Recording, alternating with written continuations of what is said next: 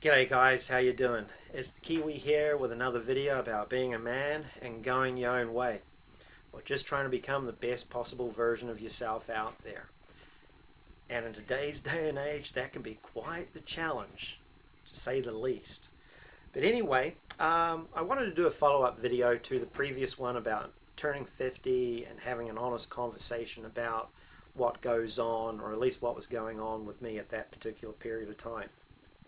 And I asked you guys to feel free to leave a comment, and I got a lot of really positive comments. I got a lot of guys, talking about how well they're doing, how happy they are, how much at peace they're at, and just in general, a lot of guys just are doing incredibly well in their own personal lives, around this age. And I think that's absolutely fantastic. However, I got a number of comments about how guys were talking about how their health sucks, about how their life sucks, just about how everything in general for them just absolutely fucking sucks. One young guy said, God, I'll shoot myself before I get to that age, if that's what I've got to deal with. And I was just like, oh my gosh, wow, all right. So I wanted to address that. I wanted to talk to you guys about, just this negative mindset and how it has a huge effect on your life, and also the health issues, because I've been there. Okay, I understand both sides of the coin. I've had the negative, shitty mindset, and more so after the divorce, and then when I started really getting red pilled in life. I mean, I went through a period there where it was pretty fucked up. I mean, honestly, your whole world's when you really start red pilling, you're like literally like, what the fuck? You're looking at your life like, what the hell? This everything I've been around is a lie. And then you've got the health aspect of things. And that I do understand. Because contrary to what you might believe, I actually have my own set of health issues. And one of them is I have a hole in my heart the size of my pinky. So I've suffered and dealt with AFib the majority of my adult life. And I don't have the medical insurance, especially here in the United States, to, go in and get something like that taken care of. But here's the thing, I also suffer from a rare medical condition where my body will dehydrate 3 to 5 times faster than a normal human being's body will. And if I put anything in my body that's a diuretic, any caffeine, sodas, alcohol, depending on what it is, my body will literally go into a flush. And if I get too dehydrated, I actually will end up having heart seizures. And as I've mentioned in the previous videos, I died when I was 24 years of age. And not just that, because of whatever went on in my mother's womb when I was a kid, when I was just before I was born or brought into this world, my lungs were deformed. And I was told at 13 years of age on our family physician's medical examination table, he told me, he goes, it'll be a miracle if you make 50 years of age, Lawrence. That was Dr. Holmden. But there's been a couple of key things that I've done in my life that's helped me get through. Okay, the first one is I always exercised. I've always exercised in some way, shape or form. If it hasn't been getting to the beach and swimming, it's been hiking in the mountains, it's been going to the gym and working out. I've always kept some form of exercise going in my life in some way, shape or form. It's been basically the one thing that's always been a go-to for me, is always been exercising. The next thing that I've always done is I've always eaten healthy. I've always had, every day of my life I'm eating 1 or 2 salads. It's either chicken or tuna or something like that. I always have a salad of some sort. I'm always putting fruits and vegetables through my system. Always. I always put good food through my body. I mean, if you're purchasing food that's in a box or in a plastic wrapping or has been processed, especially shit in the US here, the amount of processed food is just astronomical. I mean, it's unbelievable. You only have to go to a supermarket, guys, and you walk down the aisle in a supermarket and it's just rows and rows and rows and rows and rows of processed box food. And then when you go to the natural fruit and vegetables section, it's like this little small section of the supermarket. And it's like, that's the only section you should be shopping at, in all honesty. And the other thing is, I've always put a lot of really good, high quality water in my body. Always. And I'll give you an example of how my body dehydrates. Like yesterday, I was outside in the sun, working all day. I was out in the sun for a good solid 7-8 hours, and I didn't put enough water in my body, okay? When I woke up this morning, I was having an irregular heartbeat. The AFib had kicked in because I was dehydrated. So I had to really hydrate myself. I knocked back a bottle of this in about half an hour before I went to the gym. I worked out this morning, and I feel great now, okay? But I do these things to keep myself going, to keep everything moving along. You know, you can't have these health issues and then sit back and think that you can put a bunch of medication in your body and expect everything to turn around for you. The other thing too that's really interesting is our mindset.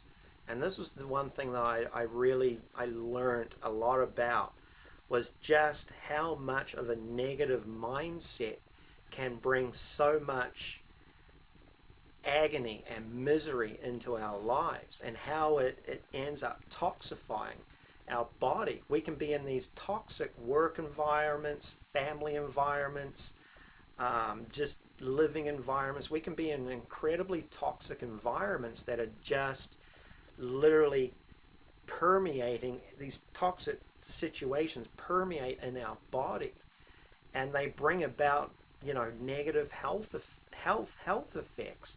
And the reality of the situation is we honestly invite these negative situations into our lives. And that was one of the key things that has happened in my life on 2 separate occasions. And I took a picture of the first occasion it happened, and this was July of 2004. I took this picture, okay? And the reason why I took this picture was on this day. I can't remember what the day is, but I do know it was July of 2004.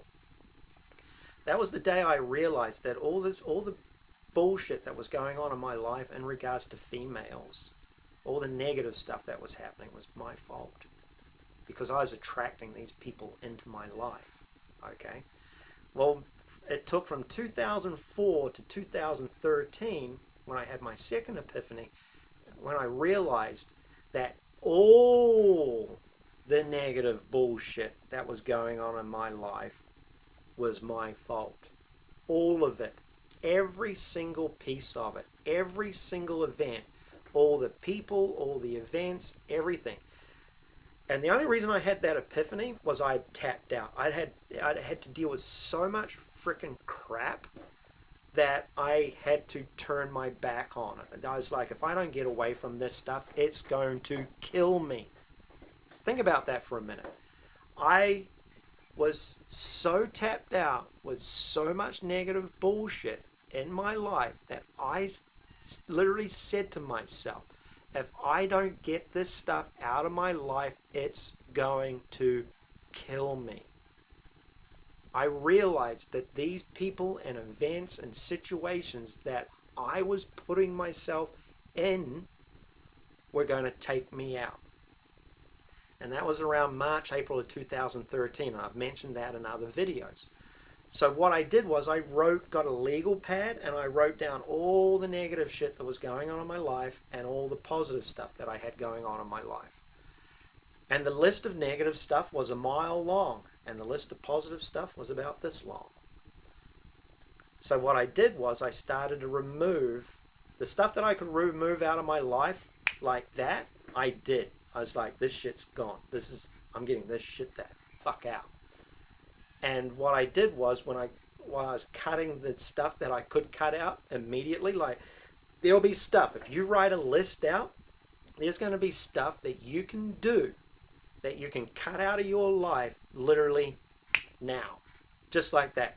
People, environments that you go to, foods that you eat, belief systems, everything. There's things that you can literally cut out of your life. If you make the conscious decision, you can cut that stuff out of your life like that now.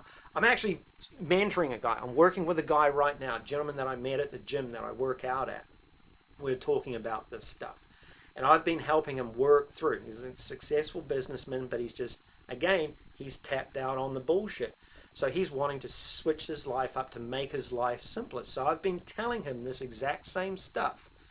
And his life is literally turning around. But I warned him, okay, and I'm warning you also, that you'll write this list out and you'll start making a conscious decision to remove these negative things that are going on in your life, okay?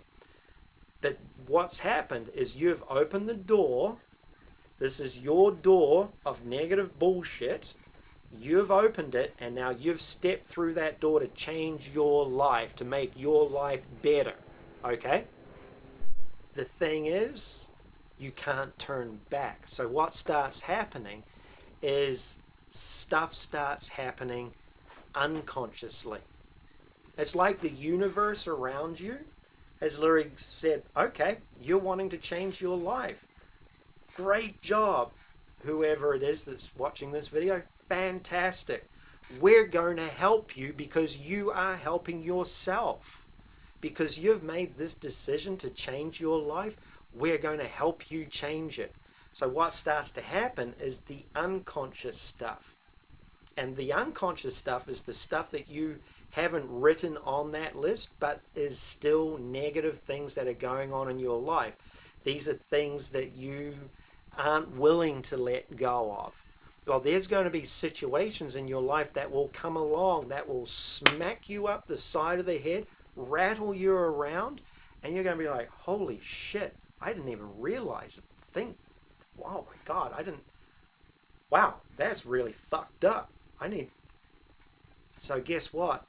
The guy that I'm actually working with right now, I bumped into him at the gym this last week, and he's like, dude, Lawrence, it's like you've got a crystal ball. You called this, man. It's like, no, I'm just telling you from my own experience that this is what goes on. This is how things work. And I explained it to him in great detail.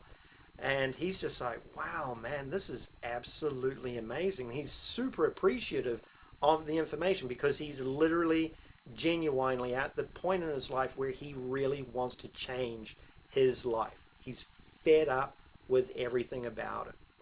So there will still be stuff that you will leave out, okay? And that's the unconscious stuff that will come up and surprise the freaking heck out of you. But while you are cleaning up this side of the list, spend as much time on the positive stuff that you've got going on.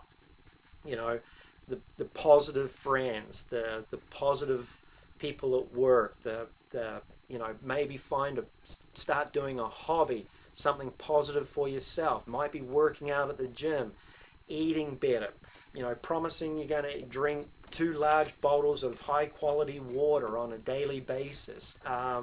Just start focusing on those positive things. And it'll be amazing how your life will start to slowly change in direction. It's not going to happen overnight. It's not going to be one of those things that's all of a sudden, oh yay, tomorrow I'm going to do this, and my life's going to get better. No. I've been working on this since 2013. We're talking 5 years now, guys. Good example. Here's a perfect example, okay? When I finally got rid of my business, or actually I didn't get rid of my business, my landlord got me out of my business. And I was forced out of my business. My business was that last bastion of negative bullshit that I was holding on to. My ego was holding on to this business. I was too emotionally involved in this materialistic bullshit. And I was forced out of my business. And I thought it was the most miserable thing that had ever happened. So what ended up happening is, beginning of 2000, end of 2015, I ended up started working for the guy that I work for now. I started back at the gym. I started exercising. I was thinking I was doing everything right. I couldn't lose any weight. For a year, I trained and I trained and I trained and I trained and I trained and I couldn't lose any weight. I was like 208, 207, floating around that mark for weight. And I was just miserable. And I wasn't feeling good. I was always exhausted. I couldn't get my ass out of bed. I couldn't get going in life. I couldn't do a goddamn thing, right? Well, I could, but I just wasn't as efficient as I used to be. And when I was younger. So I made this conscious decision. I had this thought where it's like, there's something wrong with me. I'm not healthy. Something's not right. Okay? I go to YouTube one day. Boom. There's Dr. Eric Berg. Shows up right there, right in front of me. And it's chronic adrenal fatigue and symptoms causing it. I'm like, I wonder. Click. I watched that video. Oh my God. Everything that he said in that video, Whitey had. This dude was fucked up. And if you look at my video of marriage is a waste of time, money, and resources, you'll see how bloated I am around my middle. Okay? Well, I was a 207, 208 pound. I followed what Dr. Eric Berg said in that video, and in multiple videos on his channel. I'm at 185 pound now. But it's been a year and a half. This shit takes time.